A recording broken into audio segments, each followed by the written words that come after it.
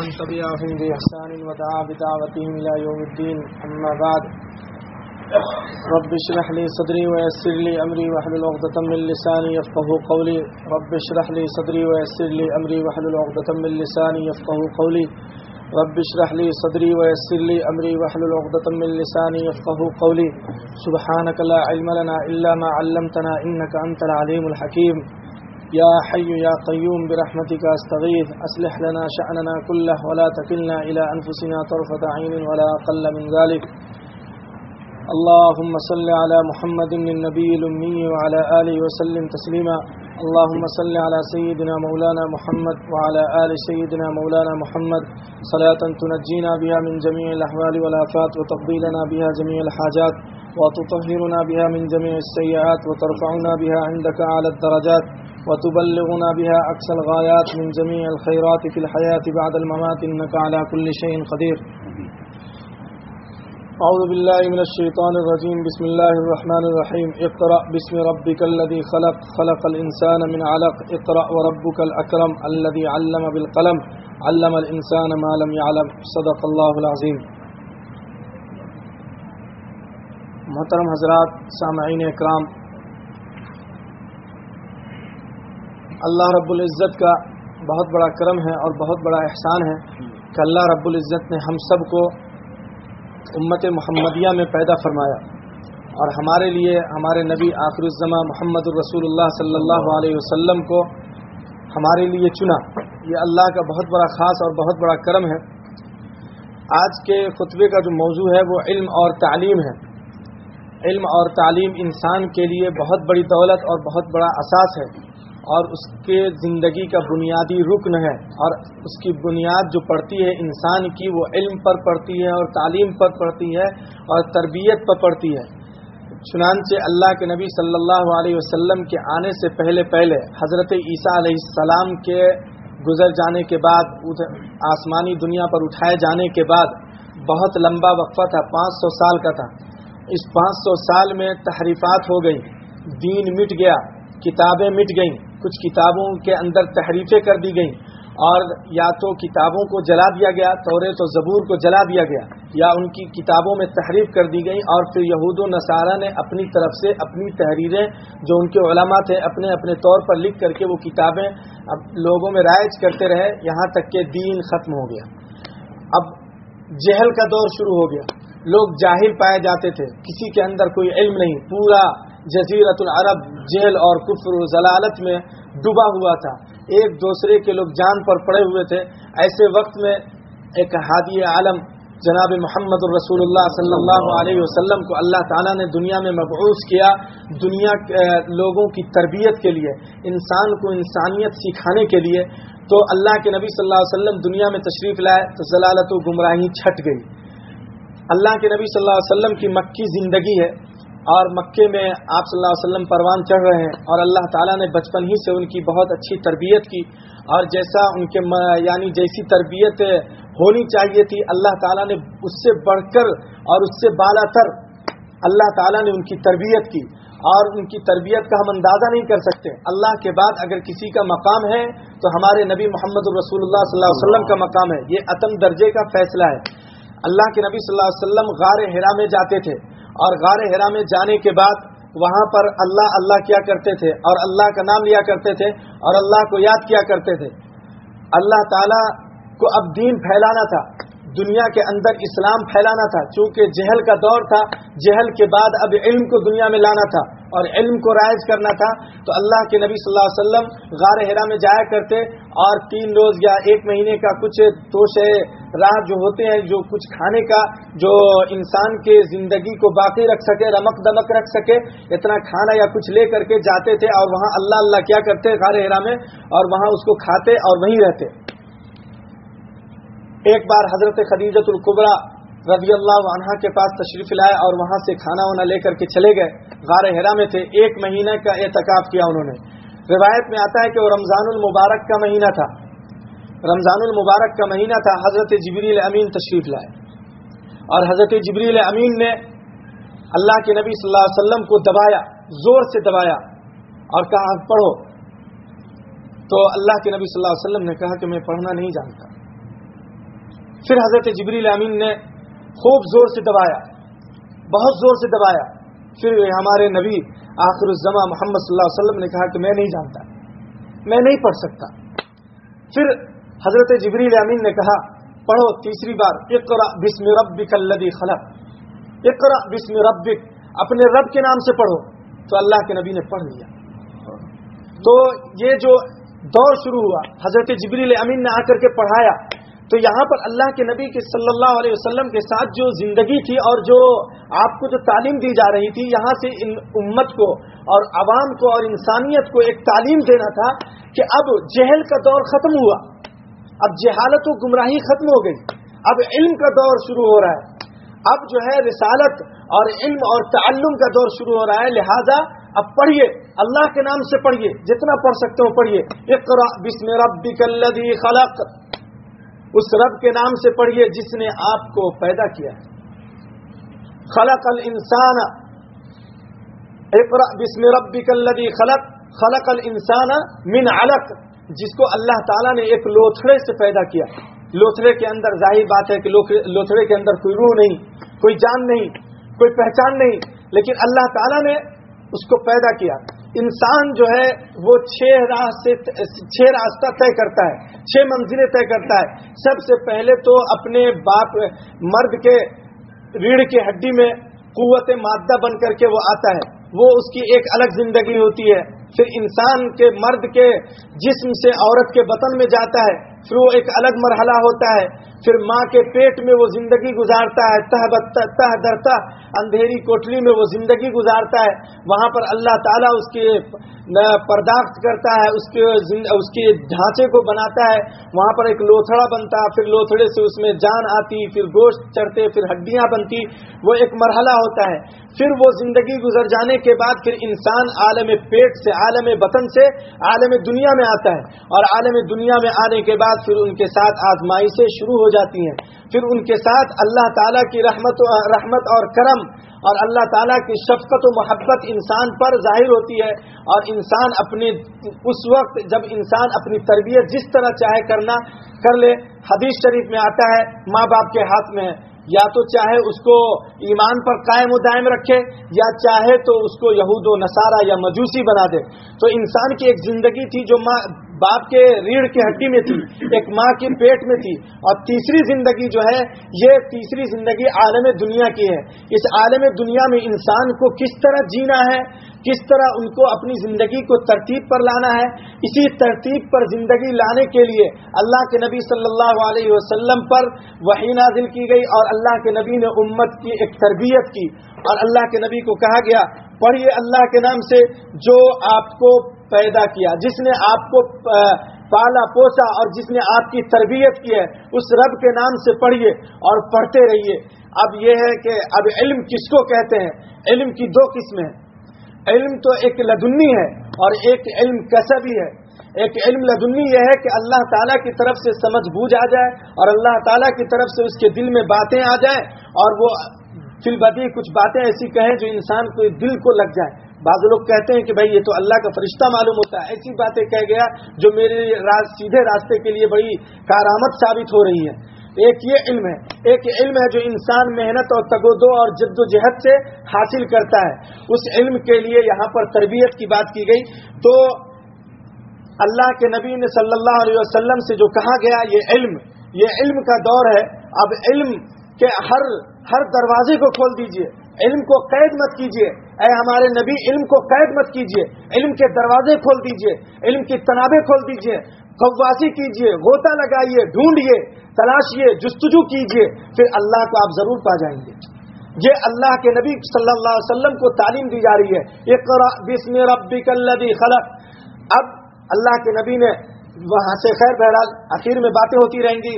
جب غار حرا سے جب یہ باتیں پوری آیتیں نازل ہو گئیں اور پڑھ کر کے آئے تو حضرت خدیجۃ الکبریٰ رضی اللہ عنہا کے پاس تشریف لائے اور انہوں نے کہا کہ زمیلونی زمیلونی زمیلونی، مجھے خدیجہ چادر اڑا دو، بڑی گھبراہٹ ہو رہی ہے، بہت جسم کانپ رہا ہے. یہ کانپنا اس طرح نہیں تھا، یہ تو چونکہ اللہ کا کلام تھا، حضرت جبریل امین کے خوف اور ڈر سے نہیں، بلکہ یہ اللہ کا کلام ہے. اللہ کے کلام کی خشیت الہی جب انسان پر طاری ہوتی ہے تو ہمہ شمہ انسان کانپ جاتا ہے. ہم بھی کانپ جاتے, آپ بھی کانپ جاتے. تو حضرت خدیجۃ الکبریٰ رضی اللہ عنہا کے پاس اللہ کے نبی تشریف لائے اور انہوں نے کہا کہ اے خدیجہ, مجھے ایسی ایسی باتیں غار حرا میں میرے ساتھ ہوئی ہیں, اس کا کیا ریزن ہے, کیا اس کا نتیجہ ہے؟ تو حضرت خدیجۃ الکبریٰ نے کہا کہ اللہ آپ کو ضائع نہیں کرے گا, اللہ آپ کو ضائع نہیں کرے گا. کیوں؟ اس لیے کہ آپ غریبوں کی مدد کرتے ہیں, آپ لوگوں پر رحم کرتے ہیں, آپ کا برتاؤ لوگوں کے ساتھ بہت اچھا ہے, آپ ایسا معلوم ہوتا ہے کہ آپ خلق عزیز یعنی آپ کے اخلاق بڑے اعلیٰ معیار کے ہیں, لہٰذا اللہ آپ کے ساتھ برا نہیں کر سکتا. میرے ایک رشتہ دار ہیں ورقہ بن نوفل, ان کے پاس اب تشریف لے چلیے, ان سے میں یہ باتیں عرض کرتی ہوں. لہذا اللہ کے نبی صلی اللہ علیہ وسلم کو ورقہ بن نوفل حضرت عیسیٰ مسیح کے دین پر تھے, توریت اور زبور کو وہ عبرانی زبان میں ٹرانسلیشن کرتے اور اس کو پڑھتے اور اسی دین پر تھے. حضرت ورقہ بن نوفل کے پاس اللہ کے نبی کو حضرت خدیجۃ الکبریٰ رضی اللہ عنہا تشریف لے گئی اور ورقہ بن نوفل سے پورا قصہ جو غار حرا میں آپ صلی اللہ علیہ وسلم کے ساتھ پیش آیا تھا سب کو بیان کیا. ورقہ بن نوفل نے کہا کہ دیکھو, یہ اللہ کی طرف سے ایک ناموس آیا تھا اور یہ وہی ہے, یہ وہی علم ہے جو انبیاء اکرام کو پہلے دی گئی تھی, وہی علم اب تم پر آ رہا ہے اور شاید کہ تم ہی آخر الزمان نبی ہو, لہذا ہو سکتا ہے اس علم کا جب اظہار کرو گے تو قوم تم کو نکال دے گی, قوم تم پر ظلم و زیادتی کرے گی, اور اے کاش کہ میں اس وقت ہوتا تو میں تمہاری پرزور مدد کرتا, لیکن ہو سکتا ہے میں اس وقت نہ رہ پاؤں, میری حیات میں برکت نہ ہو. لہذا اللہ کے نبی کو انہوں نے یہ بات کہہ دی, اللہ کے نبی تشریف لائے. اب یہ بات یہاں پر رہنے دیجئے. اب یہاں پر سے ایک بات کہتا ہوں, علم کیا ہے؟ اب علم کے بارے میں یہ بات کہی جاتی ہے کہ علم کے بارے میں اللہ تعالیٰ نے یہ کہا کہ اللہ کے نبی آپ علم کے دروازوں کو کھول دیجئے اور اس میں کوئی قید و بند نہ لگائیے, ہر نفع بخش چیز پڑھی جائے گی, ہر کارآمد چیز کو اپنی زندگی میں لایا جائے گا اور ہر نفع بخش چیز کو پڑھا جائے گا اور حاصل کیا جائے گا, اور ہر چیز جو انسان کی زندگی کو اللہ کی طرف پہنچائے اور اللہ کی پہچان کرائے, اللہ کی شناخت کرائے, ہر اس علم کو پڑھا جائے گا, ہر اس علم کو پڑھا جائے گا. لہذا صفہ نبوی پر مکہ سے جب مکے کی زندگی اللہ کے نبی صلی اللہ علیہ وسلم نے وہاں سے ہجرت کر کے مدینہ تشریف لائے اور مدینے میں صفہ نبوی پر تعلیم دی جاتی, احادیث و قرآن کا درس دیا جاتا. احادیث پڑھنے کے لیے حضرت ابو ہریرہ رضی اللہ عنہ صفہ نبوی پر پڑے رہتے, یہاں تک کہ بھوک کا عالم اتنا ہوتا, پیاس کے مارے شدت کچھ نہیں. ظاہر سی بات ہے صحابہ اکرام کی زندگی آپ سب ہسٹری پڑھے ہوئے ہیں, آپ سب کو معلوم ہے. حضرت ابو ہریرہ رضی اللہ عنہ کو اتنی بھوک کی شدت ہو گئی کہ غشی پر غشی کھاتے تھے, لیکن صفہ نبوی کو انہوں نے چھوڑا نہیں. کیوں؟ یہاں سے علم کا نور مل رہا ہے, اللہ کے نبی کا دیدار مل رہا ہے, اس کو چھوڑ کے کہاں جاؤں. دودھ کا پیالہ آیا حضرت ابو ہریرہ رضی اللہ عنہ کو, اللہ کے نبی نے کہا پیو, خوب پیو. حضرت ابو ہریرہ نے خوب پیا, سیرابی حاصل کی. تو یہ عالم تھا. صحابہ اکرام وہاں پر علم سیکھتے, مسجد نبوی اس کا مرکز بن گیا, مدینہ مرکز بن گیا. مدینے سے لے کر کے بحرین تک, یمن سے لے کر کے سوریہ اور فلسطین اور شام, یعنی 10,000 مربع میل کے عرب کے پوری سرزمین پر علم نبوت اور علم نور کا مرکز بن گیا. اور یہیں سے بڑے بڑے حفاظ حدیث اور یہیں سے بڑے بڑے علماء اور بڑے بڑے سائنسداں اور بڑے بڑے کمانڈر پیدا ہوئے.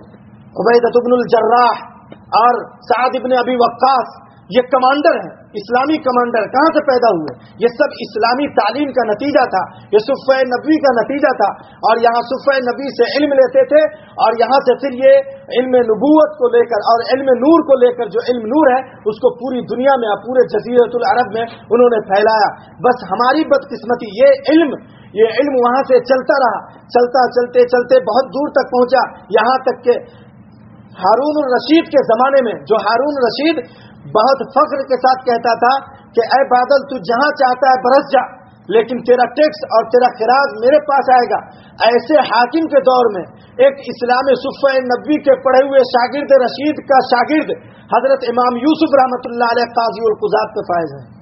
یہ کس علم کے نور کی برکت تھی؟ یہ صفہ نبوی کی برکت تھی. یہ علم نبوت سے جو مسجد نبوی سے جو انوارات چلے تھے اس کی برکت تھی کہ حضرت یوسف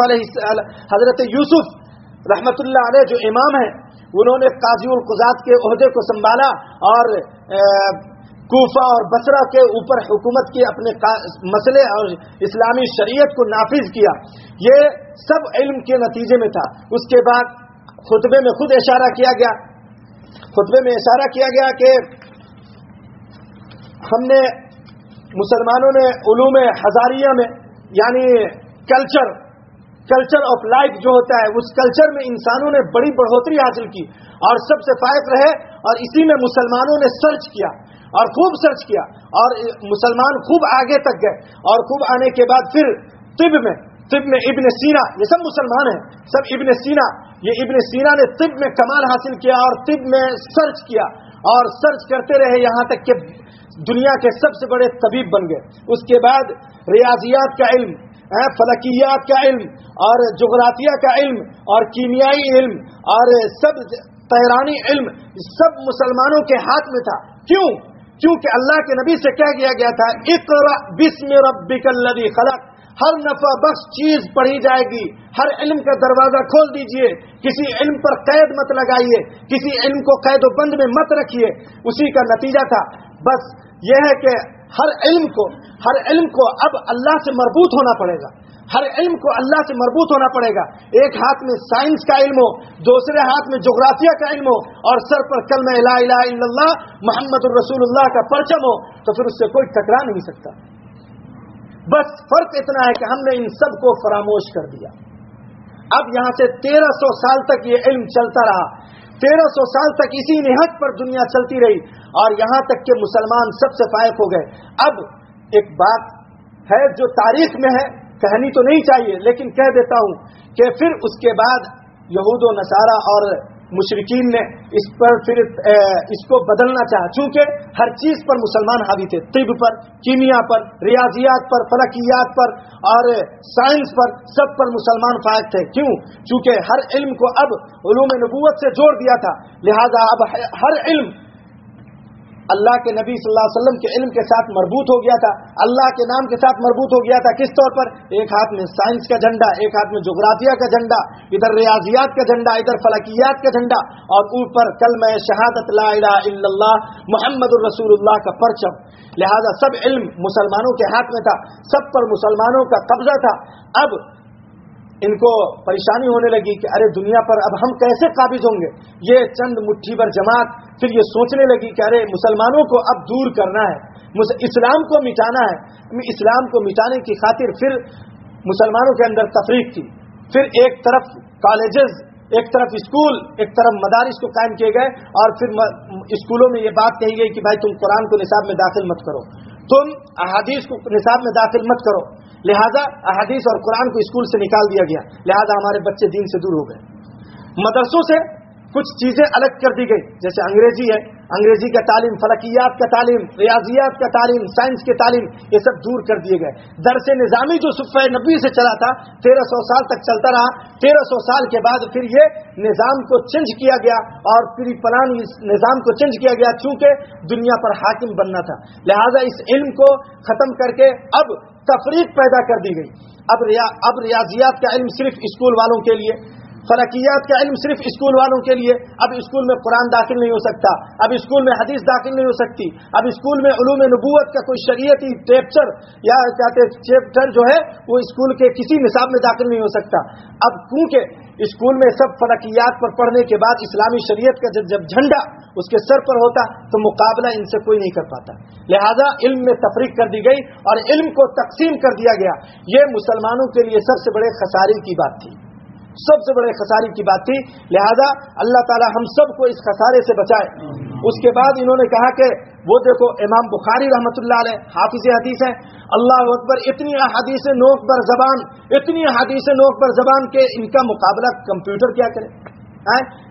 امام داؤد ہیں، امام نسائی ہیں، امام ترمذی ہیں اور اس زمانے کے بڑے بڑے علماء اور ادبا اور حسان ابن ثابت، صحابہ اکرام میں حسان ابن ثابت اور بڑے بڑے شعراء کعب ابن زہیر، ایسے ایسے شعراء کہ ان کا مقابلہ کوئی نہ کر سکے. وَيُعَلِّمُهُمُ الْكِتَابَ وَالْحِكْمَةَ وَالتَّوْرَاةَ وَالْإِنْجِيلَ. اللہ تعالیٰ نے فرمایا کہ تم کو ہر چیز سکھایا گیا. بھائی تم کو ہر چیز سکھایا گیا، بس تم اپنے آپ کے اندر احساس کمتری کے شکار مت ہو، تم آگے بڑھو، झंडा लेके बढ़ो, इस्लामी परचम लेके बढ़ो, फिर अल्लाह ताला तुमको कामयाबी देगा। लेकिन हम खुद पीछे हट गए, अब 100 साल पीछे हम चले गए। अब हमारे अंदर न साइंस है, चूंकि अब दूसरों ने ले लिया। तारीख पढ़िए, हमने तो फरामोश कर दिया, लेकिन तारीख ने अभी फरामोश नहीं किया है। आप इब्ने खल्दून की किताब पढ़िए, तारीख इब्ने बतौता पढ़िए, तारीख इब्ने बतौता पढ़ेंगे, बहुत बड़ा सय्याह है इब्ने बतौता, यहाँ मौल भी है इब्ने बतौता, नाम से आप मारूफ तो नहीं, इनकी तारीख पढ़िए। इतना बड़ा सय्याह कि शायद इनके मुकाबले का कोई सय्याह होगा। मैं एक जगह गया, भटकल हिंदुस्तान का एक किनारा है, वहां भी इब्ने बतौता के बारे में तारीख आती है कि वो भी आते और यहाँ नवायती लोगों से शादियां करते और फिर उनसे वो जो नस्ल चली है। उसके बाद यहाँ हबीब बिन दीनार और बहुत सारे लोग भी आए भटकल में, लेकिन लोग कहते हैं कि भटकल भी आए, वो यानी हिंदुस्तान भी गए। तो ये देखिए कि इतने बड़े सय्याह को हमने फरामोश कर दिया। हम इनकी तारीख नहीं पढ़ते, इब्ने सीना को नहीं पढ़ते। तिब में किसने महारत हासिल की, सबसे बड़ा माहिर तबीब कौन है, हम उसको पढ़ते ही नहीं। हम तो सिर्फ पढ़ते हैं वो निसाब जो हमारे ऊपर मुसल्लत कर दिया जाता। हम अलग से अपने बच्चों को पढ़ाने की कोशिश भी नहीं करते। सही हिस्ट्री पढ़ना चाहिए, सही तारीख पढ़नी चाहिए, ताकि हम अपनी जो तारीख को फरामोश कर दिए हैं वो हमें मालूम हो सके कि हमारी असल क्या तारीख थी। और अल्लाह के नबी सल्लल्लाहु अलैहि वसल्लम के दौर के बाद कौन सा दौर शुरू हुआ था और 1300 साल तक किस दौर की हुकूमत थी। 1300 साल के बाद फिर तफरीक कर दी गई, इल्म के अंदर इल्म की तकसीम कर दी गई कि भाई ये इन्हीं लोगों के लिए। अब मदरसे वालों ने सोच रखा कि बस सिर्फ 2 रकअत नमाज, इसी को अल्लाह में अकबाल में शिकवा में कह दिया है। उसके बाद स्कूल वाले ने सोच रखा कि भाई कुरान को अगर दाखिल करोगे तो तुम्हारे स्कूल बंद हो जाएंगे, हदीस को दाखिल करोगे तुम्हारे स्कूल बंद हो जाएंगे। जबकि इस बात का उसको अंदेशा नहीं था कि अल्लाह के नबी के रूह को तकलीफ होगी कि हमारे बच्चों के सर से टोपियां निकल जाएंगी, हमारी शक्ल और शबाहत बदल जाएगी, हम सुन्नत के खिलाफ हो जाएंगे। इस बात का डर ही नहीं था मुसलमानों को।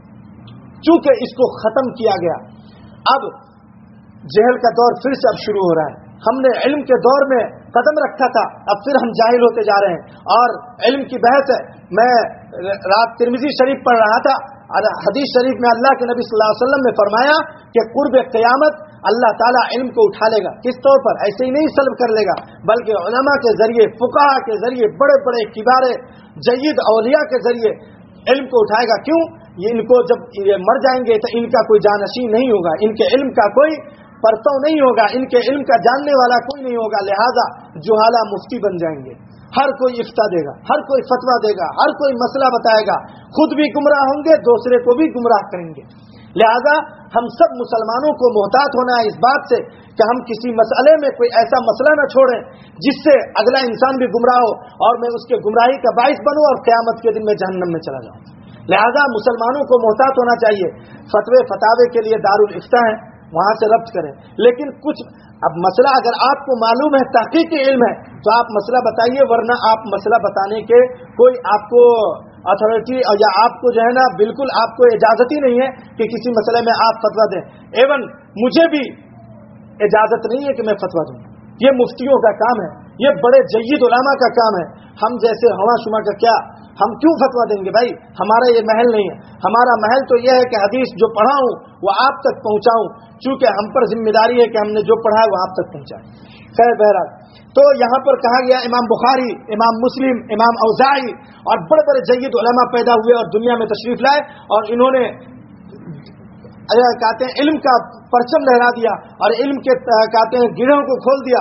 और यहाँ तक कि उन्हीं की बरकत के नतीजे में हम तक फिक़्ह है। इमाम आज़म अबू हनीफा रहमतुल्लाह अलैह, इमाम आज़म क्यों कहा जाता है? बड़े जय्यद आलिम, फुक़हा, रात भर तहज्जुद में इनके रात गुजरते और सुबह में फिर एक मसले का इस्तिंबात होता, एक कुरान की आयत पढ़ते और उस पर रात भर रोते अल्लाह के सामने, अल्लाह इसमें कोई और मसला है तो बता दीजिए। फिर फजर के अजान हो जाती यहाँ तक के और उस वक्त अल्लाह ताला एक गिरा खोलते। इस तरह हमारे फुक़हा इकराम ने हम तक मसले मसाइल पहुंचाए। हदीस हम तक कितने बुखारी और मुस्लिम के बारे में आता है कि इमाम बुखारी रहमतुल्लाह अलैह ने एक हदीस की तहकीक में कितनी रातें गुजार दी। उसके बाद एक सही हदीस लिखी, फिर उसके बाद उनके शराइत के मुताबिक जो हदीस नहीं निकली उनको उन्होंने नहीं लिखा। जैसे कि बैठकर इस्तिंजा करना, ये बुखारी में रिवायत नहीं मिलेगी आपको।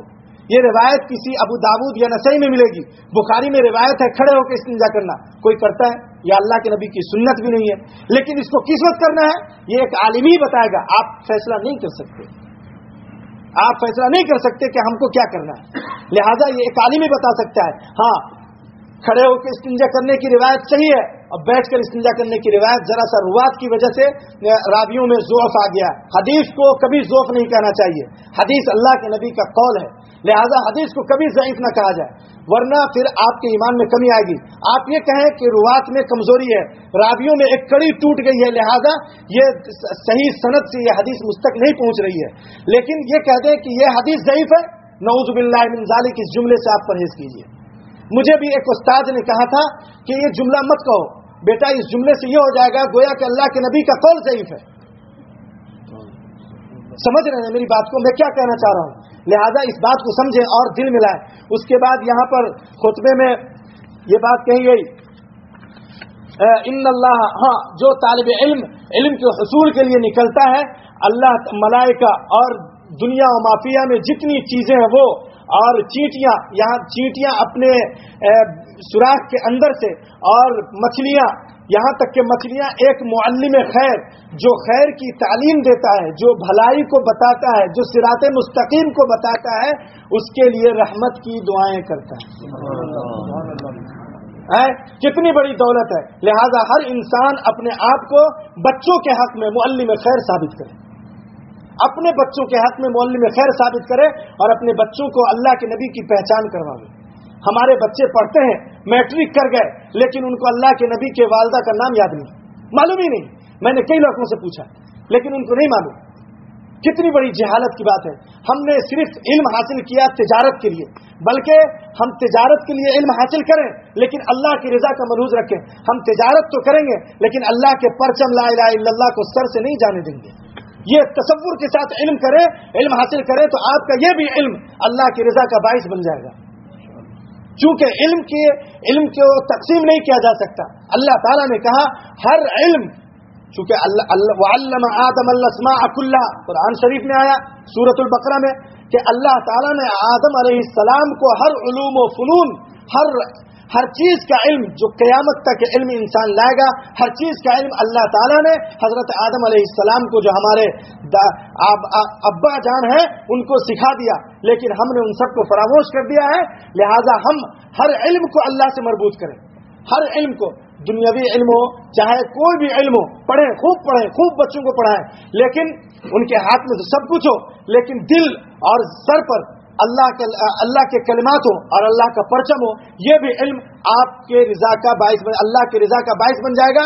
پھر اللہ آپ سے خوش ہو جائے گا کہ آپ دنیا بھی کما رہے ہیں اور اللہ کی رضا کے طلب میں ہیں. اللہ سے مدد مانگیں, ہر علم پر اللہ سے مدد مانگیں. اے اللہ, میں نے یہ علم جو حاصل کیا ہے یہ تو دنیاوی علم ہے, میں تو دنیا کو تجارت کے غرض سے اس کو حاصل کیا ہوں, لیکن اے اللہ اس علم سے بھی تو راضی ہو جا اور میرے اندر سے ایمان کو نہ جانے دے, ایمان کو برقرار رکھ. اللہ کی نبی, آپ اپنے نبی کی محبت کو میرے سینے میں برقرار رکھیے, تو اس علم سے بھی اللہ آپ سے راضی ہو جائے گا. کیا بڑی بات ہے دنیاوی علم کو اللہ کی رضا کے لیے حاصل کیا جائے. جیسے طب ہے, میں خدمت خلق کے لیے میں حاصل کروں گا, لوگوں کی علاج کروں گا. اس نیت کر لیں, صرف نیت ملحوظ ہے, نیت کر لیں کہ میں جو ڈاکٹری میں لوگوں کا علاج کروں گا اللہ تعالیٰ اس کے ذریعے انشاءاللہ مجھے ثواب دے گا. نیت پر منحصر ہے. ہم نے اگر نیت کر لیا تو اللہ تعالیٰ مجھے ضرور دے گا. نعوذ باللہ من ذالک, اللہ کے خزانے کے دروازے تو بند نہیں ہوئے.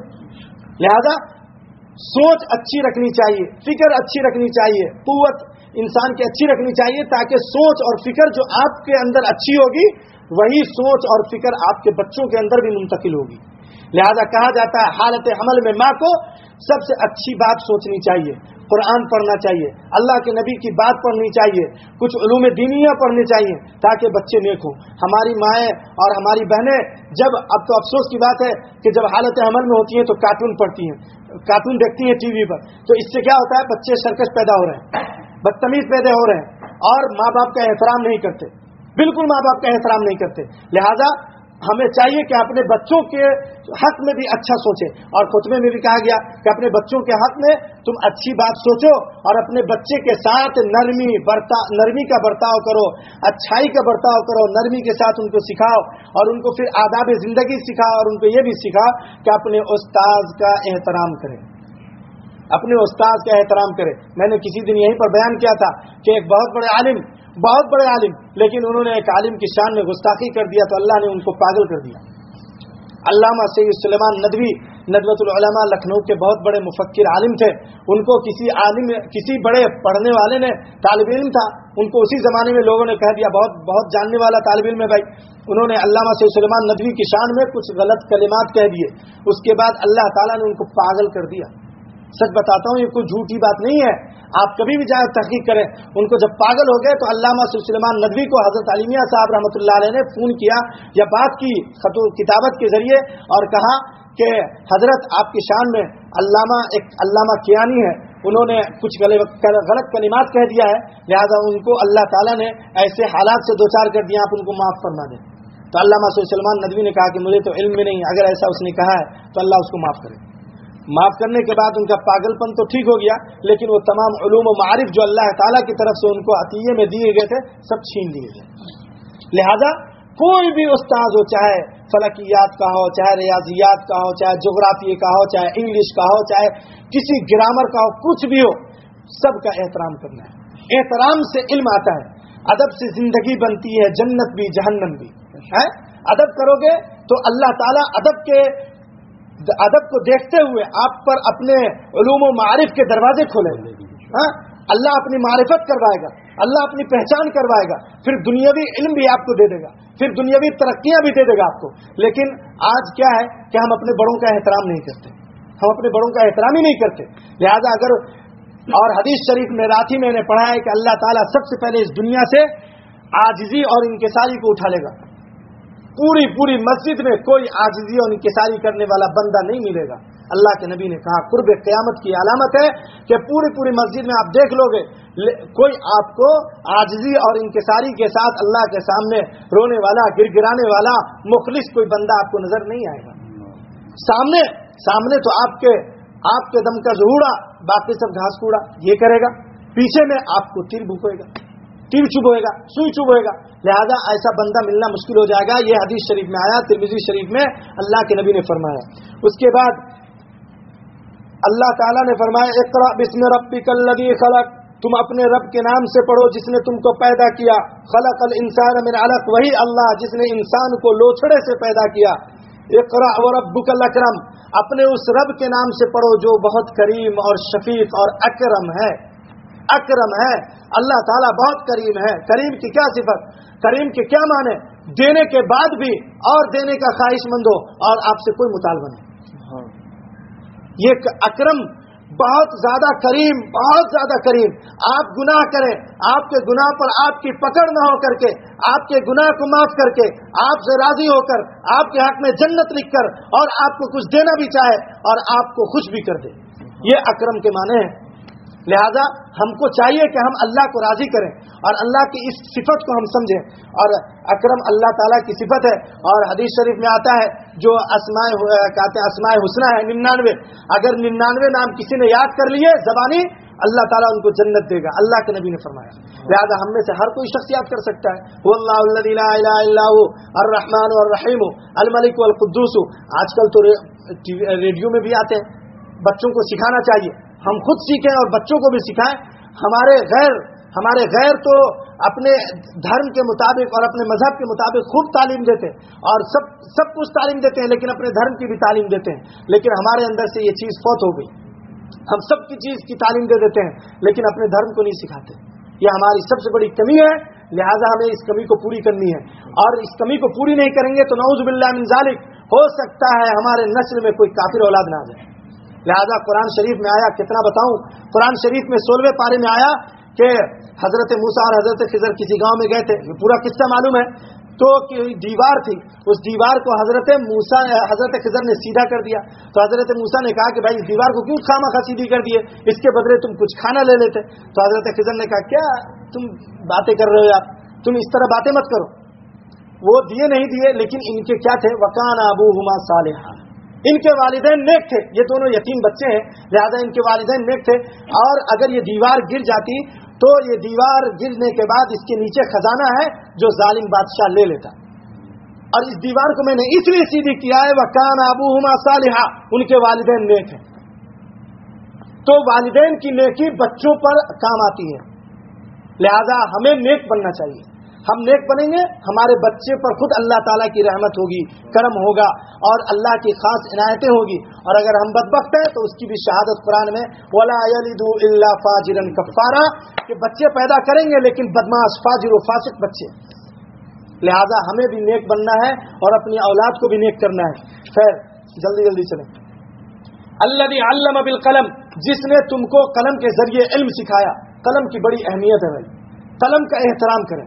یہ قلم اللہ تعالیٰ نے ذکر کیا قرآن میں، نون والقلم وما یسطرون. یہاں پر کہہ دیا الذی علم بالقلم، یہی وہی اللہ جس نے تم کو قلم کے ذریعے سکھایا. لہذا خط و کتابت کا بھی ایک بہت بڑا وہ ہے. اب تو خال بھی لوگوں کو خط لکھنے نہیں آتا. ہم تک تو ماشاء اللہ الحمدللہ خط تو لکھنے آتا ہے، ہم کو بھی آتا ہے، لیکن ہمارے کے بعد جو بچے آ رہے ہیں ان کو خط لکھنا نہیں آتا. میں نے خود دیکھا، ایک درخواست اگر پرنسپل کو دینا ہے مدرسے میں تو بچے لکھوانے آتے تھے، لکھ دیجئے، مجھے نہیں لکھنے آ رہا. تو یہ موبائل فون نے درخواست لکھنا، خط و کتابت کی رسومات کو ختم کر دیا. اب ہمیں خط بھی لکھنا نہیں آتا ہے. ایک مہذب کلمہ جو لکھنا چاہوں اپنے بڑوں کی خاطر لکھنا نہیں آتا. یہ کتنی بڑی کمی ہے، اس کمی کو بھی دور کرنا ہے. اس کو اللہ تعالیٰ کہنا چاہ رہے ہیں علم الانسان ما لم یعلم. اللہ تعالیٰ نے انسانوں کو وہ چیزیں سکھائی جس کو وہ نہیں جانتا تھا. اللہ کا بہت بڑا کرم ہے، بہت بڑا احسان ہے کہ اللہ تعالیٰ نے ہم سب کو امت محمدیہ میں پیدا کیا اور ہمیں علوم قرآن دیے اور علوم احادیث دیے اور اللہ کے نبی کی معرفت دی. یہ بہت بڑی دولت ہے میرے دوستو. ایمان اور یقین اور عمل صالح بہت بڑی دولت ہے. اس عمل کا اور اس ذکر کا اور اس جو بات کہہ رہا ہوں انشاءاللہ ثم انشاءاللہ قبر میں ضرور یاد آئیں گی. چونکہ قبر میں جانے کے بعد بڑے بڑے قبر میں چلے گئے اور گل گئے، لیکن جو اللہ کو پہچانتا ہے، اللہ کے رسول کو پہچانتا ہے، جب ان کی شکل سامنے آئے گی، ارے کہہ دیں گے ہمارے نبی ہیں یار، ہمارے نبی محمد الرسول اللہ صلی اللہ علیہ وسلم ہے. قبر ان کے لیے کشادہ ہو جائے گی. کتنی بڑی بات ہے میرے دوستو. صرف ایمان و یقین ہو، ایمان و یقین کے بعد تمام درجے اور تمام مراتب طے ہوتے ہیں. خیر بہرحال پھر احادیث شریف میں آیا کہ جب کوئی طالب علم جب اللہ کے نبی صلی اللہ علیہ وسلم کے پاس ایک طالب علم آیا اور انہوں نے کہا کہ میں علم حاصل کرنا چاہتا ہوں، علم کے حصول کے لیے آیا ہوں، تو اللہ کے نبی صلی اللہ علیہ وسلم نے کہا مرحبا بطالب العلم. اس کے بعد ایک روایت آئی ہے حضرت ابن عباس رضی اللہ عنہما سے، یا غلام انی اعلمک کلمات، اے غلام میں تم کو چاہتا ہوں کہ چند کلمات سکھا دوں.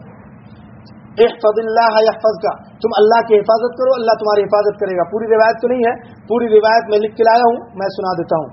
اللہ کے نبی نے صلی اللہ علیہ وسلم نے فرمایا یا غلام انی اعلمک کلمات، میں تم کو چند کلمات سکھانا چاہتا ہوں، سیکھ لو.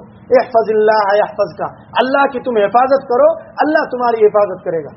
اللہ کی حفاظت کرنے کا کیا مطلب دوستو؟ یعنی اللہ کے ساتھ کسی کو شریک مت ٹھہراؤ، اللہ کو اپنے سینے میں بساؤ، اللہ سے محبت کرو.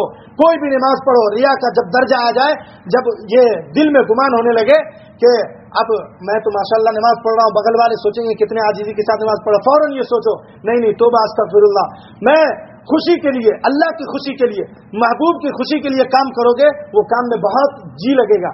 اللہ سے تھوڑے سے تصورات کو بدلیے اور کہیے یہ میں تو کام اس لیے کر رہا ہوں کہ اپنے محبوب کی محبت، اللہ کی محبت میں کر رہا ہوں. اللہ نے حکم تو دیا تھا، یہ امر تو ہے لیکن محبت بھی ہے، میں محبت میں نماز پڑھ رہا ہوں. اے شیطان میرے دل سے دور ہو جا. یہاں تک روایت میں ہے کہ بہت زیادہ جب وسوسہ آئے تو بائیں طرف تھوک لینا چاہیے، ہلکا سا تھوک کر لینا چاہیے جس سے وسوسہ ختم ہو جاتا ہے. اس کے بعد احفظ اللہ تجدہ تجاہک، تم اگر اللہ کی حفاظت کرو گے، یہ چند کلمات میں تم اگر اللہ کی حفاظت کرو گے تو اللہ کو تم اپنے سامنے پاؤ گے. پھر پردے گناہ ختم ہو جائے گا، پھر تم سامنے اپنے اللہ کو مشاہدہ کر لو گے کہ رحمت کا مشاہدہ، برکت کا مشاہدہ اور اللہ کی مرضی کا مشاہدہ، سب مشاہدہ تم کر لو گے. امام محمد رحمۃ اللہ علیہ کا جب انتقال ہو گیا، لوگوں نے کسی بزرگ نے دیکھا خواب میں کہ آپ کے ساتھ کیا حال ہوا، تو حضرت امام محمد رحمۃ اللہ علیہ نے کہا کہ بھائی اللہ تعالیٰ نے میری مغفرت کر دی. کس کی بدولت؟ علم کی بدولت، علم میں جستجو کرنے کی بدولت اللہ نے میری مغفرت کر دی ہے. اللہ تعالیٰ نے مجھے بلایا عرش کے سامنے اور کہا تمہاری مغفرت ہے اے محمد، کیوں؟ تم نے علم میں جستجو کی اور تم نے علم کے ذریعے لوگوں کو راہیاب کیا، راستے پر لایا. لہذا اللہ تعالیٰ تم کو مل جائے گا تم اگر اللہ کی حفاظت کرو گے. اگر اللہ کی حفاظت نہیں کرو گے تو قرآن میں کیا ہے؟ نسوا اللہ فنسیہم، تم اللہ کو بلاؤ گے اللہ تمہیں بلا دے گا، نسیہ منسیہ کر دے گا، تم کس گتال کھاتے میں جاؤ گے کچھ پتہ نہیں، اور بھاگ کے کہاں جاؤ گے؟ این المفر سورۃ قیامہ میں ہے، تم بھاگ کے کہاں جاؤ گے؟ دنیا کے جس کنارے میں جاؤ گے اللہ کو پاؤ گے، لہذا تم اللہ کی تسبیح کرو، حمد و ثنا کرو، ہر کام کرو اللہ کے مرضی کے خلاف مت کرو، ہر علم سیکھو اللہ کے مرضی کے خلاف کچھ مت سیکھو، ہر علم سیکھنے کے بعد اس علم کو اللہ سے مربوط کر دو، کس طور پر؟ سر پر کلمہ لا الہ الا اللہ محمد الرسول اللہ کا پرچم ہو، دل میں اللہ کی محبت ہو، پھر دنیا کمائیے آپ۔ دیکھیے اللہ تعالیٰ آپ کو اللہ غیروں کو کھلاتا ہے، اپنے کلمہ گو کو کیوں نہیں کھلائے گا بھائی؟ اللہ کے نبی نے ہمارے لیے کتنی دعائیں کی ہیں، کتنے تہجد پڑھے، آپ صلی اللہ علیہ وسلم کے پاؤں مبارک میں سجن آ جاتی، رات رات بھر قیام کرتے، کس کے لیے؟ اس امت کے لیے، اور یہ امت آج ان سے ہی بچھڑ گئی۔ بہت بڑی بات ہے میرے دوستو، کیا کہوں۔ پھر اللہ تعالیٰ نے حدیث شریف میں آیا اذا سألت فاسأل اللہ، جب تم کوئی سوال کرو تو اللہ تعالیٰ سے سوال کرو۔ حدیث شریف میں آتا ہے یہاں تک کہ جب جوتے کا تسمہ ٹوٹ جائے تو بھی اللہ سے مانگو۔ کتنی گری چیز، کتنی گھٹیا چیز ہے جوتے کا تسمہ ہے، لیکن یہ کہنے کے لیے مثال ہے کہ ادنا سے ادنا چیز بھی اگر مانگنی ہو تو اللہ ہی سے مانگو۔ سب سے پہلے صحابہ اکرام کے اندر کیا تھا؟ کچھ بھی کام ہوتا 2 رکعت نماز پڑھتے، اللہ کے سامنے خشوع و خضوع کے ساتھ سجدہ ریز ہوتے، پھر اللہ سے مانگتے، اللہ ان کی مرضی کو پوری کر دیتا۔ کس طور پر؟ للہیت تھی، معرفت تھی، معرفت الہی سے پورے وہ بالکل مربوط تھے، اللہ کو پہچانتے تھے، لہذا اس طور پر اللہ تعالیٰ ان کی مدد کرتا تھا۔ آج تو سب سے پہلے ہم دوسرے ہی کے سامنے ہاتھ پھیلا دیتے، اللہ سے ہم کچھ مانگتے ہی نہیں، تو اللہ تعالیٰ پھر دیکھتا ہے کہ کب آئے گا بندہ، وہ تو مائل بکرم ہے، کوئی سائل ہی نہیں۔ تو سوچنا چاہیے اذا سألت فاسأل اللہ وإذا استعنت فاستعن باللہ، اور تم کسی سے جب مدد چاہو تو اللہ سے مدد چاہو، کہو اے اللہ میری مدد فرما۔ کوئی بھی بات آ جائے اے اللہ دل سے کہیے، دل کے ساتھ کہیے، آنسوؤں کو جانماز پر گرائیے، تاکہ یہ آنسو کا قطرہ قیامت کے دن آپ کے لیے شہادت کی گواہی دے کہ یہ آنسو کا قطرہ مصلی پر گرا ہے۔ ایک بڑے بزرگ ہیں، وہ کہتے ہیں کہ کبھی تم زندگی میں ایک بار کبھی کسی کھیت کھلیان میں یا کسی چٹیل میدان میں چلے جاؤ اور رو کر کے آنسو کو زمین پر گراؤ، تاکہ زمین یہ قیامت کی دن گواہی دے کہ میرے اوپر اپنے آنسو گرا کر اللہ آپ کی رضا طلب کر رہا تھا۔ بہت بڑی بات ہے۔ خیر بہرحال وَإِذَا اسْتَعَنْتَ فَاسْتَعِنْ بِاللَّهِ، کہ تم اللہ سے مدد، اگر تم کو کسی سے مدد چاہنی ہو تو صرف اور صرف اللہ ہی سے مدد چاہو۔ وَاعْلَمْ أَنَّ الْأُمَّةَ لَوْ اجْتَمَعَتْ عَلَىٰ أَن يَنفَعُوكَ بِشَيْءٍ لَمْ يَنفَعُوكَ بِشَيْءٍ إِلَّا قَدْ كَتَبَهُ اللَّهُ لَكَ، کہ تم اچھی طرح جان لو کہ اگر کوئی گروہ، کوئی بھی جماعت اگر ایک جگہ جمع ہو جائے اور اس بات پر کہ تم کو نفع پہنچائے گی، ذرہ برابر بھی تم کو نفع نہیں پہنچا سکتی ہے، ذرہ برابر بھی، تنکا کے بقدر بھی تم کو نفع نہیں پہنچا سکتی، مگر یہ کہ اللہ تعالیٰ جو تمہارے مقدر میں لکھ چکا ہوگا، اللہ تعالیٰ جو تمہارے تقدیر میں لکھ چکا ہوگا، تقدیر کا فیصلہ اٹل ہے، اللہ تعالیٰ نے جو کچھ لکھ دیا وہ کر کے رہے گا۔ تقدیر کا کیا ہے؟ ایک تقدیر معلق ہے اور ایک تقدیر مبرم ہے۔ تقدیر معلق یہ ہے کہ ایک تو تقدیر اللہ تعالیٰ نے لکھ دی اور رفعت الاقلام وجفت الصحف، قلم اٹھا لیے گئے، روشنائی خشک ہو گئی۔ کیسے؟ جب کورٹ اور کچہری میں جب جاتے ہوں گے آپ تو وکیل جب جج ایک فیصلہ کرتا ہے پھر قلم کو توڑ دیتا ہے، اب اس کے بعد کوئی فیصلہ نہیں ہوگا، ایسا ہوتا ہے، لہذا اب اس کے بعد اس فیصلے میں کوئی تبدیلی نہیں ہوگی۔ ایک تو تقدیر وہ ہے، ایک تقدیر وہ ہے جو معلق ہے، لٹکی ہوئی ہے، آپ دعا کیجئے تقدیر بدل جائے گی، اور اللہ کی قدرت میں سب کچھ ہے، آپ اگر چاہیں تو دعا کے ذریعے اپنے برے سے برے حالات کو صحیح کر سکتے ہیں۔ یہ تو ایک سمجھانے کے لیے ایگزامپل کے طور پر اللہ تعالیٰ نے ایک بات کہی، لیکن اگر آپ واقعی اللہ والے ہیں اور اللہ کی محبت رکھتے ہیں تو پھر اللہ تعالیٰ آپ کے ہر کام کو آسان کر دے گا۔ بس وما خلقت الجن والانس الا ليعبدون، کہ میں نے جن و انس صرف اس لیے پیدا کیا کہ وہ اللہ کی عبادت کرے، صرف اللہ کی، صرف اللہ کی عبادت کرے، اللہ کے علاوہ کسی کی عبادت نہ کرے۔ تو یہاں پر حدیث شریف میں آیا کہ وَاعْلَمْ أَنَّ الْأُمَّةَ لَوْ اجْتَمَعَتْ عَلَىٰ أَن يَنفَعُوكَ بِشَيْءٍ لَمْ يَنفَعُوكَ بِشَيْءٍ إِلَّا قَدْ كَتَبَهُ اللَّهُ لَكَ، کہ تم جان لو کہ بے شک کوئی امت یا کوئی گروہ یا کوئی جماعت ایک ساتھ جمع ہو جائے اس بات پر کہ تم کو نفع پہنچائے گی، تو اس گمان میں مت رہنا کہ وہ تم کو کچھ نفع پہنچائے گی، ذرہ برابر، حب خردل کے برابر بھی وہ تم کو نفع نہیں پہنچا سکتی، مگر یہ کہ اللہ تعالیٰ جو تمہارے لیے لکھ چکا ہوگا اس نفع کو بھی کوئی ٹال نہیں سکتا۔ اس کے بعد وَإِنِ اجْتَمَعُوا عَلَىٰ أَن يَضُرُّوكَ بِشَيْءٍ لَمْ يَضُرُّوكَ إِلَّا بِشَيْءٍ كَتَبَهُ اللَّهُ عَلَيْكَ، یہاں پر علی تو آپ گرامر جانتے ہی نہیں عربی کا کیا سمجھاؤں. پھر اللہ تعالیٰ نے حدیث شریف میں آیا کہ اگر کوئی گروہ اس بات پر جمع ہو جائے اور اس بات پر مشورہ کر کے پری پلان کر کے تم کو نقصان پہنچانا چاہے، ذرہ برابر بھی نقصان نہیں پہنچا سکتے، ذرہ برابر بھی.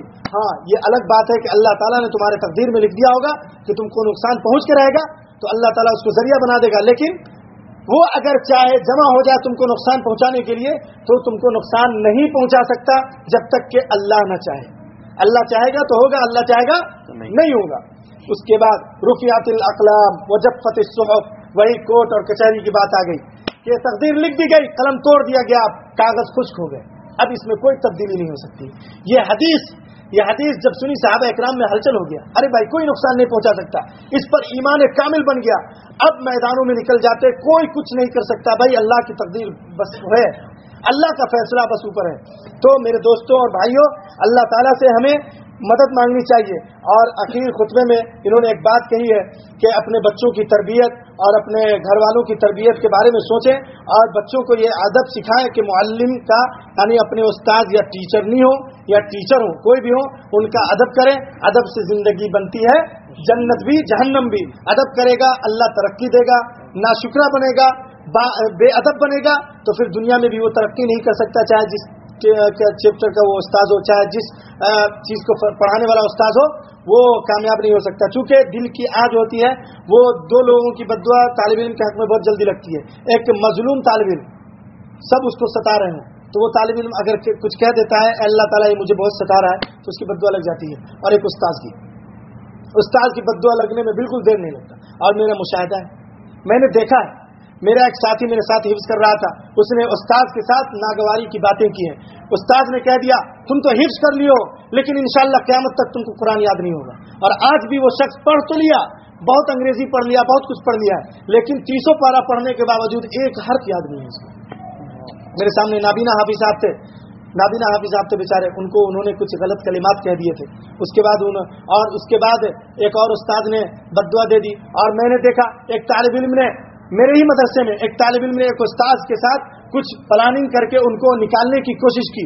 استاد نے کہا کہ تم کبھی زندگی میں سکھ نہیں پاؤ گے.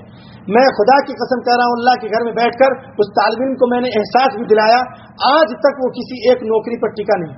1 مہینہ کرتا بھاگ جاتا، کہ دل نہیں لگتا. میں نے کہا تم درخواست لکھو، اپنے استاد سے معافی مانگو، انہیں کی بددعا. تو لوگ برت کر کے دیکھیں، پہلے بددعا دیجیے پھر برت کے دیکھیے کیسا ہوتا ہے. لہذا اللہ تعالی ہمارے بچوں کو بچاوے معلم کے بے ادبی سے. استاد کی بے ادبی نہیں کرنی چاہیے، چاہے وہ کوئی بھی کتاب پڑھا رہا ہو، اس کا ادب کرے. احترام سے کوئی بات نہ سمجھ میں آئے، احترام سے پوچھے، محبت کے ساتھ. ہم اگر اچھے تو سب اچھا، ہم برے تو سب برا. اس کے بعد انہوں نے ایک بات کہی کہ بھائی ادب جو ہے یہ شریعت ہے، اور شریعت میں جو ہے یہ ادب کا بڑا پاس و لحاظ ہے. اللہ کے نبی صلی اللہ علیہ وسلم، حضرت ابن عباس رضی اللہ عنہ سے روایت ہے کہ انہوں نے زید ابن ثابت رضی اللہ عنہ کے رکاب کو سنبھالا، تو حضرت زید ابن ثابت رضی اللہ عنہ نے ان کو اس طرح سے یعنی تربیت کی اور حکم دیا کہ تم اپنے استاذ کے ساتھ جو ہے اچھائی کا اور ان کے حکم کا بجاوری کرو. اور ایک قصہ سنا دیتا ہوں. استاد جب یہ بات کہے، شیخ سعدی نے، میں نے اپنے بڑوں میں بھی نقل کیا، اس دن میں نے دیوبند میں پڑھا بوستا، گلستہ اور بوستا شیخ سعدی کی بہت مشہور کتاب ہے، اس میں ایک قصہ آیا. ایک قصہ سنا کر کے میں بات ختم کر دوں گا چونکہ بہت لمبا وقت ہو گیا. تو قصے میں آیا کہ حضرت شمس تبریز علیہ الرحمہ بہت بڑے محقق عالم بھی ہے اور بہت بڑے اولیاء اللہ بھی شمار ہوتا ہے ان کا. تو شمس تبریز نے اپنے شاگرد سے کہا کہ جب کوئی استاد تم سے کہے کہ جانماز کو شراب سے شرابور کر دو تو کر دو. ایک مثال آئی تو طالب علم کو یہ بات سمجھ میں نہیں آئی. انہوں نے کہا کہ کیسی بات کر رہے ہیں آپ استاد محترم، شراب سے جانماز کو شرابور کیسے کر دیں گے ہم؟ تو انہوں نے کہا کہ اگر استاد کہہ دے تو کر لو. ان کا یہ بات سمجھ میں نہیں آئی. اس کے بعد انہوں نے کہا کہ جاؤ تم لکڑی کاٹو. لکڑی کٹوایا، اس کے بعد لکڑی کو بازار میں بچوایا، کچھ پیسے رقم اکٹھا کیے اور اس کے بعد طوائف خانے کے دروازے پر بھیج دیا. تو وہ طالب علم نے کہا کہ ارے لا الہ الا اللہ، میں نے کتنے سال تک پڑھائی کی ہے، اللہ کو حاصل کیا، علوم معرفت حاصل کیے، آج میرا پل بھر میں ایمان ختم ہو جائے گا، کیسی بات کر رہے ہیں آپ؟ تو یہ دروازے پہ جا کے بے تحاشا رو رہا تھا. حضرت شمس تبریز علیہ الرحمہ کے شاگرد بہت رو رہا تھا. اس کے بعد جو ہے اس طوائف خانے کا جو قیمت تھی وہ قیمت کچھ پیسوں میں تھی، تو اتنے پیسے اکٹھے ہو گئے تھے. یہ بہت رو رہا تھا. تو اندر سے آواز آئی کہ ارے بھائی تم کیوں رو رہے ہو؟ میں تو اس لیے رو رہا ہوں. لڑکی بھی رو رہی تھی اندر. تو لڑکی نے کہا کہ میں تو آج تک میری قیمت اتنی رکھی گئی ہے کہ مجھ تک آج تک کوئی پہنچا نہیں, میں آج تک پاک دامن ہوں اور اللہ مجھے بچا کے رکھے, لیکن آج میں نے تم کو دیکھا کہ تم پیسے لے کے آئے ہو, لہذا مجھے ڈر ہے کہ اب میرے عزت و عفت پر آنچ آ جائے گا, لہذا میں اس لیے رو رہی ہوں. تم کس لیے رو رہے ہو بھائی؟ تو انہوں نے کہا کہ بھائی آج تک میں نے اپنے ایمان کو بچا کے رکھا اور آج ہمارے استاد نے کہہ دیا کہ تم ایسا جا کے کر لو, تو میں اس لیے رو رہا ہوں کہ میرا ایمان ختم ہو جائے گا. جب بات کے دوران جب اس کا چہرہ دیکھا تو اس لڑکے کی نسبت اسی عورت سے لگی تھی. جب وہ پہچان گیا کہ ارے اس کی نسبت تو مجھ سے ہی لگی تھی, تو قیمت دے کر کے اس عورت کو وہاں سے آزاد کرا کر کے لا کے پھر حضرت کی خدمت میں حاضر ہو گئے اور انہوں نے کہا واقعی استاد جو کہے وہ کر لو. ایسا نہیں ہے کہ آپ کو شرابور سے ہی کہیں گے استاد جان نماز کو شرابور کرو, لیکن ایک مثال کے طور پر شیخ سعدی نے یہ بات کہی کہ اگر استاد جو بات کہے اس کو کر لو, اسی میں بھلائی. چونکہ وہ تجربات کی زندگی گزار کر کے آ رہا ہے. ہمارے بڑے ہم سے کوئی مشورہ دے تو ہم ان کو مانیں, کیونکہ وہ تجربات کی زندگی گزار کر کے اس عمر تک پہنچے. ہم ان کے سامنے بچہ ہیں, لہذا بچوں کو بچہ ہی بن کے رہنا چاہیے, بڑے بننے کی کوشش نہیں کرنا چاہیے, اور بڑے اپنے احترام کو اور وقار کو برقرار رکھیں, بچوں کا احترام کریں, بچے ان کا احترام کریں گے. اللہ کے نبی جب گلی سے گزرتے بچوں کو سلام کرتے, بچے بھی اللہ کے نبی کے قدم بوسی کرتے, اللہ کے نبی کے ہاتھ کو بوسا دیتے اور کہتے اللہ کے نبی آپ نے سلام کیا. تو صحابہ اکرام کی ایک لمبی جماعت ہے. اللہ تعالی ہم سب کو صحیح علم اور صحیح فہم اور صحیح ادراک اور صحیح عقل عطا فرمائے, اور اللہ تعالی ہم سب کے بچوں کو نیک صالح بنائے اور اپنی معرفت اور اپنے نور سے ہمارے سینے کو منور فرمائے. وما علینا الا البلاغ.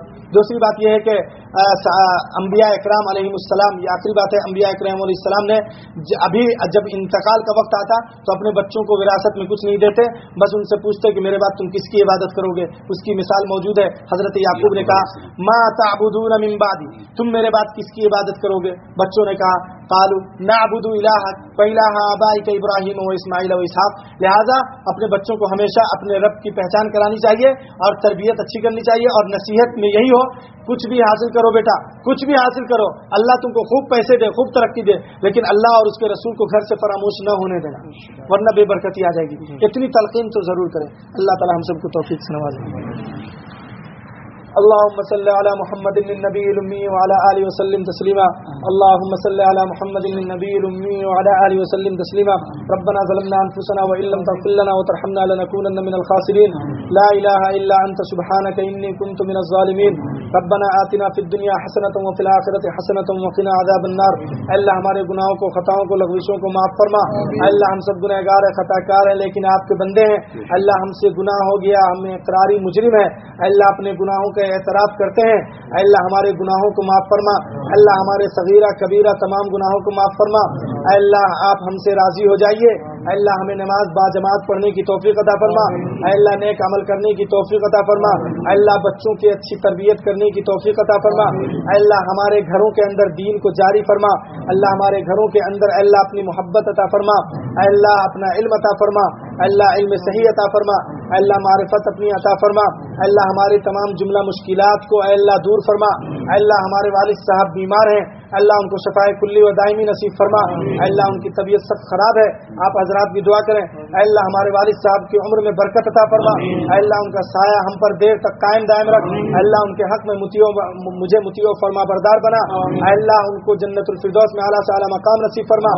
اللہ ہمارے تمام مسلمان بھائیوں کے اللہ پریشانیوں کو دور فرما. اللہ جو قرض میں ڈوبے ہوئے ہیں اللہ ان کے قرض کی ادائیگی کے سبب مہیا فرما. اللہ جو پریشان حال ہے اللہ ان کی پریشانیوں کو دور فرما. اللہ اس مجمع میں بہت سارے لوگ اے اللہ ہر لائن سے پریشان ہیں. اللہ جس لائن سے جو لوگ پریشان ہیں اللہ ان کی پریشانیوں کو تو جانتا ہے. اے اللہ نام لینا مناسب نہیں, بہت سارے دوست احباب ہیں اللہ انہوں نے دعا کے لیے کہا, اللہ ان کی نیک تمناؤں کو پوری فرما. اللہ ان کی جائز تمناؤں کو پوری فرما. اللہ ان کے تمام مشکلات کو دور فرما. اللہ ہمارے اوپر اور نیچے تمام مسلمان بھائی جو دنیا سے جا چکے ہیں اللہ ان کی بال بال مغفرت فرما. اللہ ہمارے خاندان والوں کی مغفرت فرما. اللہ ہمارے تمام لوگوں کی مغفرت فرما. اللہ اس مجمع والوں کی مغفرت فرما. اللہ ہمارے اس درس کو قبول فرما. اللہ جو بھی اس میں ریا کے کام ہو گئے اللہ اسے معاف فرما. اللہ خالص اپنے لیے قبول فرما. اللهم انا نسألك من خير ما سألك منه نبيك وحبيبك سيدنا محمد صلى الله عليه وسلم وعبادك الصالحون ونعوذ بك من شر ما استعاذك منه نبيك وحبيبك سيدنا محمد صلى الله عليه وسلم وعبادك الصالحون سبحان ربك رب العزة عما يصفون وسلام على المرسلين والحمد لله